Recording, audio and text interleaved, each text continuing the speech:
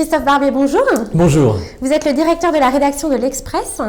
Vous organisez donc les 22 et 23 janvier prochains le Salon du travail et de la mobilité professionnelle. Quelle est l'ambition de ce rendez-vous? On veut changer la France et changer les Français, tout simplement, rien de moins.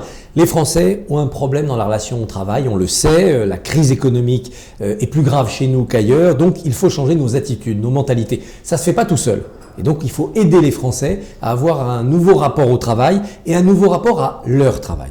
Et notamment penser avec audace leur parcours, leur évolution dans le monde professionnel. Et le mot-clé, c'est le mot mobilité. C'est pour ça qu'on a rassemblé ces deux thématiques. Le salon du travail et de la mobilité, ça va ensemble. On ne doit pas être mobile quand on n'a plus de travail.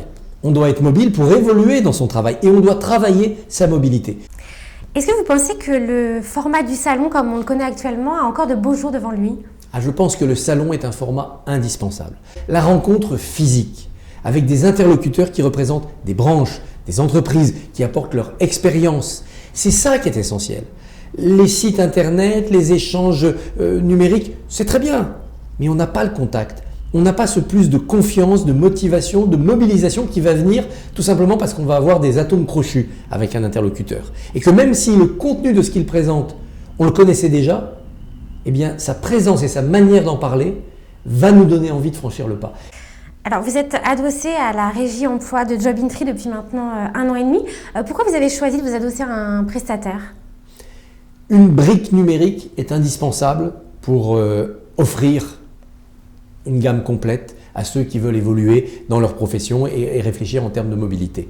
On était doté de nombreux suppléments papier, on a les salons, mais il nous manquait cette brique numérique. Or, dans la jungle un peu de tout ce qui se présente en matière d'emploi sur Internet, il nous a semblé que nous adosser à une plateforme qui avait déjà fait ses preuves, c'était gagner du temps, c'était un atout pour nous et pour nos internautes. Par ailleurs, Jobintry permet surtout d'éviter la confusion et la perte de temps. Au moins avec Jobintry, vous allez dans la clarté vers la recherche que vous souhaitez, où on vient vers vous avec clarté également. Et ça nous a semblé être un vrai plus.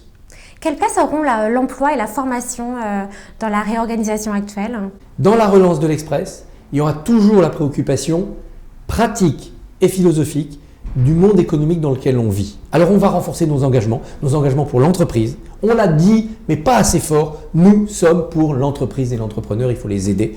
Notre engagement pour les réformes structurelles du pays, on n'a pas tapé assez dur sur les gouvernants quels qu'ils soient. La ligne éditoriale du journal va évoluer pour exiger plus de réformes. Et puis enfin, on aura un espace aussi pratique et philosophique vers la fin du journal où on aura des choses très concrètes en matière de parcours. Si vous voulez devenir franchisé par exemple, c'est une belle aventure.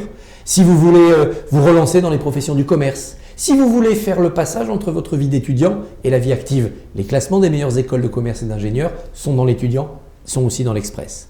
Christophe Barbier, merci beaucoup. Merci à vous.